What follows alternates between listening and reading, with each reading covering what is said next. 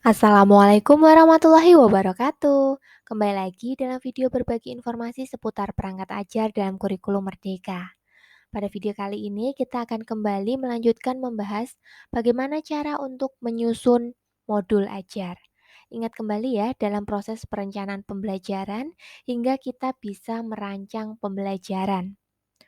Pemerintah sendiri sudah mengeluarkan panduan terkait kegiatan pembelajaran dan asesmen yang bisa kita gunakan. Ingat kembali ya, dalam menyusun modul ajar, kita juga menerapkan prinsip pengembangan pembelajaran berdiferensiasi. Jadi berdiferensiasi merupakan pendekatan ya. Jadi bukan suatu kesatuan yang terpisah, melainkan hal ini bisa dapat kita lihat dalam kegiatan proses pembelajaran. Untuk pembelajaran berdiferensiasi sendiri, itu dibagi menjadi 4, yaitu ada berdiferensiasi secara konten, kemudian secara proses, produk, dan lingkungan belajar. Tentunya keempat hal ini didasarkan pada kesiapan belajar peserta didik, minat peserta didik, hingga gaya belajar peserta didik. Pada video kali ini kita akan melihat nih, pembelajaran berdiferensiasi akan nampak pada bagian yang mana. Nah, disebutkan juga dalam pedoman pembelajaran dan asesmen bahwa pendidik itu harus menyusun rencana pembelajaran dapat berupa RPP maupun modul ajar. Tetapi apabila guru sudah membuat modul ajar, maka tidak perlu membuat RPP. Tetapi kembali lagi kepada kebijakan sekolah karena memang setiap sekolah itu memiliki kebutuhan masing-masing, misalkan untuk keperluan supervisi, audit, akreditasi, dan sebagainya. Maka hal itu yang menjadi dasar keputusannya. Lalu sebelum kita masuk ke modul ajar versi lengkap, kita lihat dulu nih komponen minimum dalam modul ajar dan RPP. Nah, kalau kita ingat RPP ya, dulu kita pernah menyusun RPP satu lembar, di mana ada 3 komponen yang harus ada yaitu tujuan pembelajaran, langkah-langkah kegiatan pembelajaran, kemudian ada asesmen pembelajaran baik di awal maupun di akhir. Nah, hal itu sama ketika kita ingin menyusun komponen minimum dari modul ajar. Di sini juga ada tujuan pembelajaran, kemudian ada langkah-langkah atau kegiatan pembelajaran, kemudian ada rencana asesmen baik untuk di awal pembelajaran serta instrumen dan cara penilaiannya. Kemudian ada rencana asesmen di akhir beserta instrumen dan cara penilaiannya.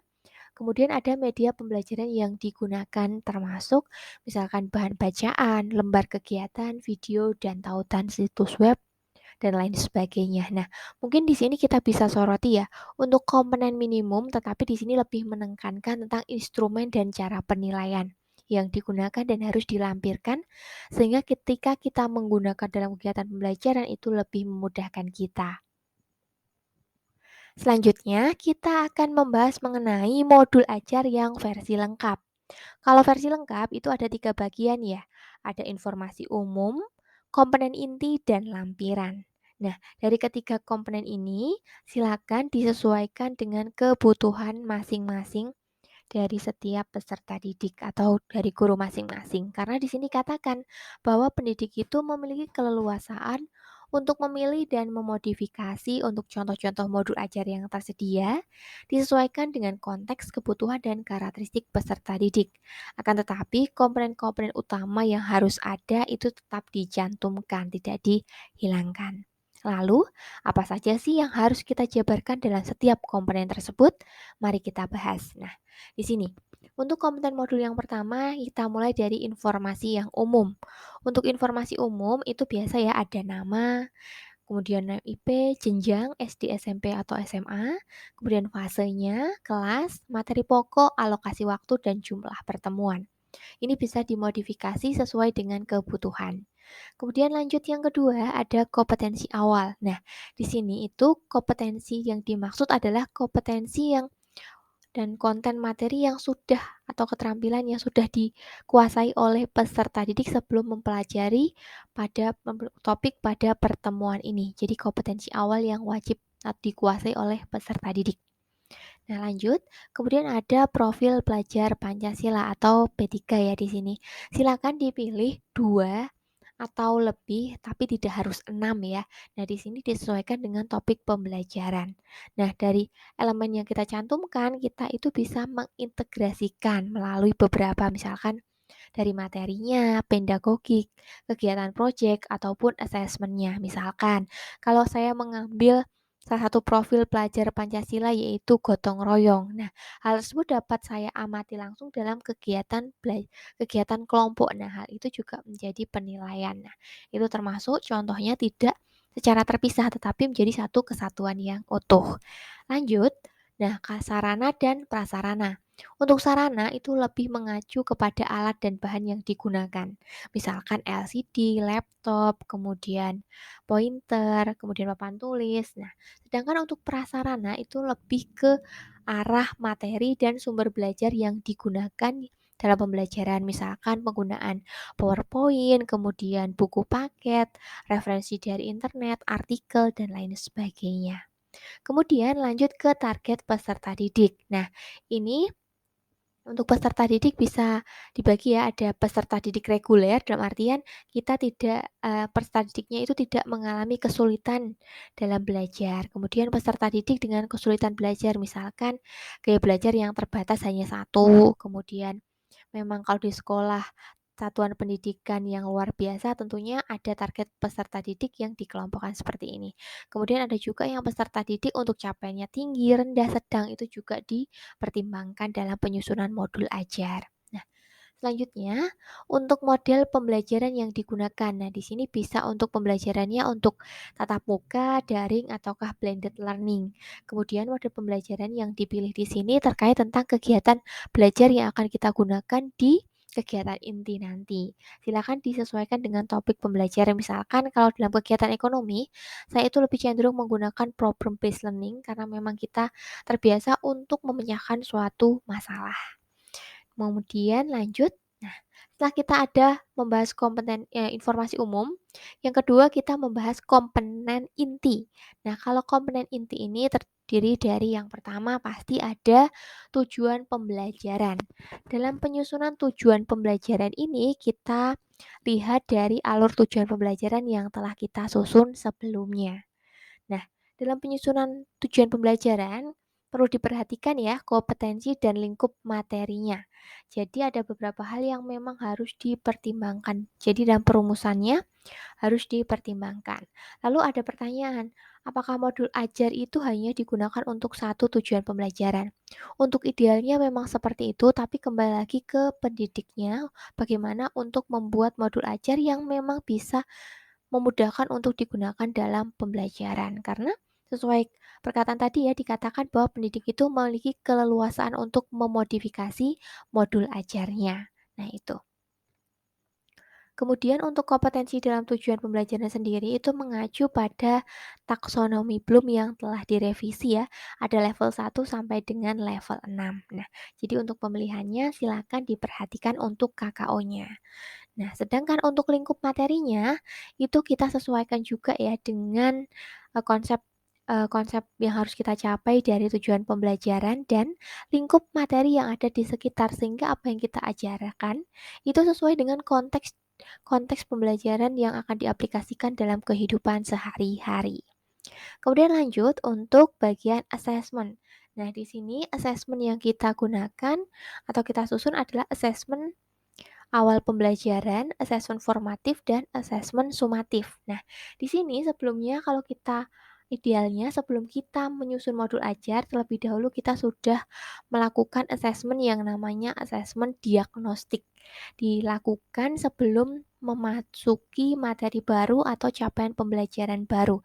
Bisa disesuaikan atau direncanakan oleh peserta direncanakan oleh guru disesuaikan ya. Nah, ini kebijakan guru masing-masing, tetapi diharuskan untuk melakukan kegiatan asesmen diagnostik ini sehingga kita tahu perkembangan dari peserta didik kita.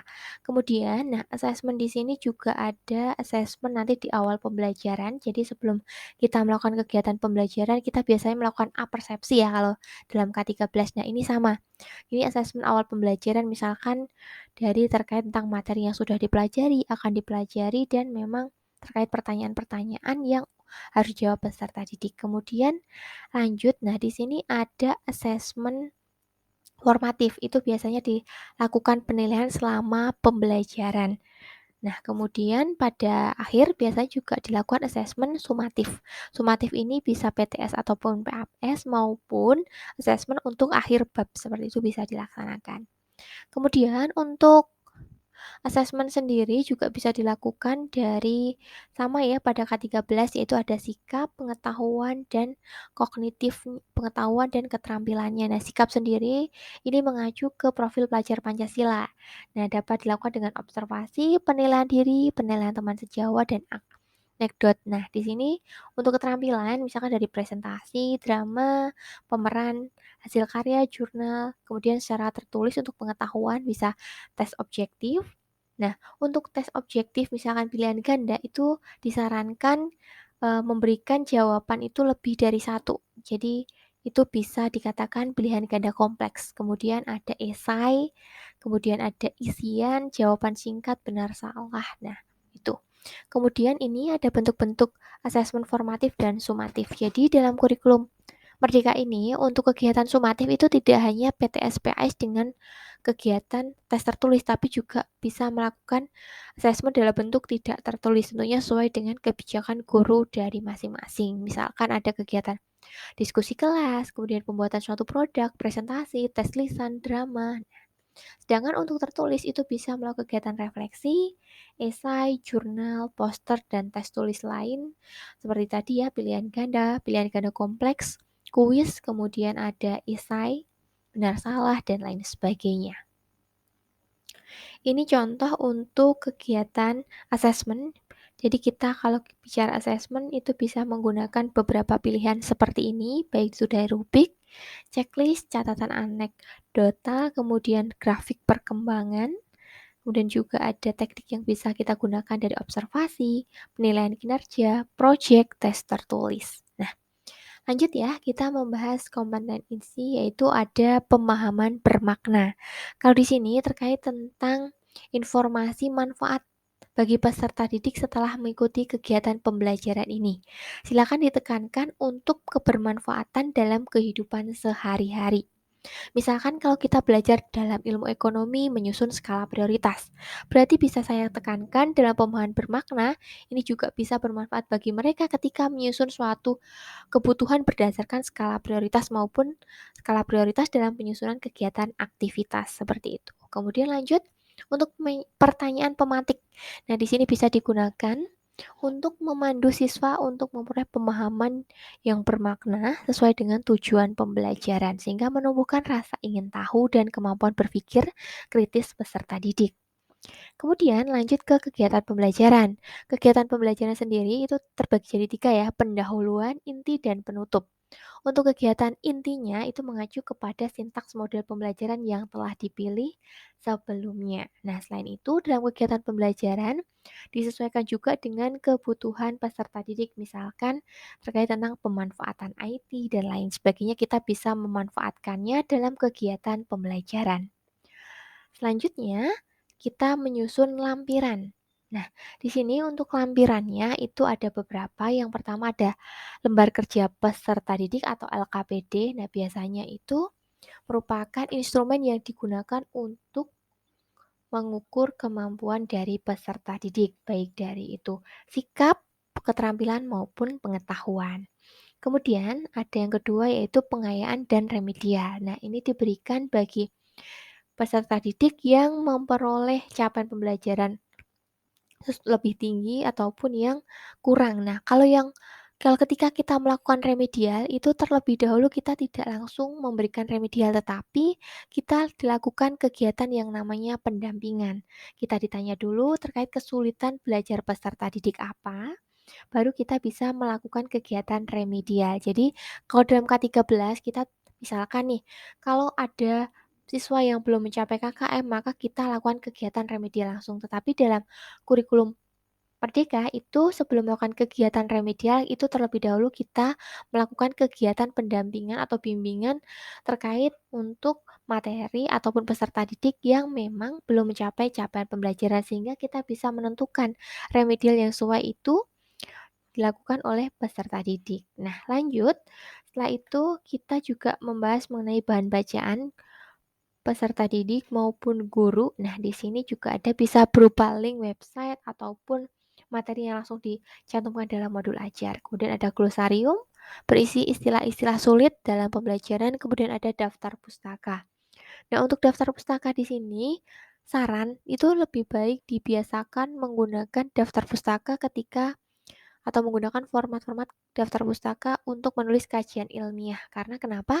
Apabila kita terbiasa untuk menulis dalam style untuk publikasi ilmiah, itu juga bisa memudahkan kita nanti misalkan dari kegiatan pembelajaran yang telah kita lakukan ingin kita publikasikan dalam karya ilmiah, misalkan dalam penulisan artikel ilmiah hingga publis di jurnal-jurnal yang bereputasi, baik yang nasional maupun internasional, karena itu bisa dijadikan sebagai nilai ya, nilai oleh guru-guru yang memang statusnya sudah pegawai negeri sipil karena memang mempunyai tuntutan untuk menghasilkan suatu karya. Selain itu, bagi kita mungkin yang masih menjadi tenaga guru tidak tetap juga bisa bermanfaat. Kita bisa membagi pengalaman belajar atau praktik baik kita yang telah kita lakukan melalui kegiatan forum-forum seminar internasional atau nasional seperti itu. Mungkin itu yang bisa saya sampaikan terkait tentang komponen modul ajar yang harus disusun ya dalam menyusun kegiatan pembelajaran.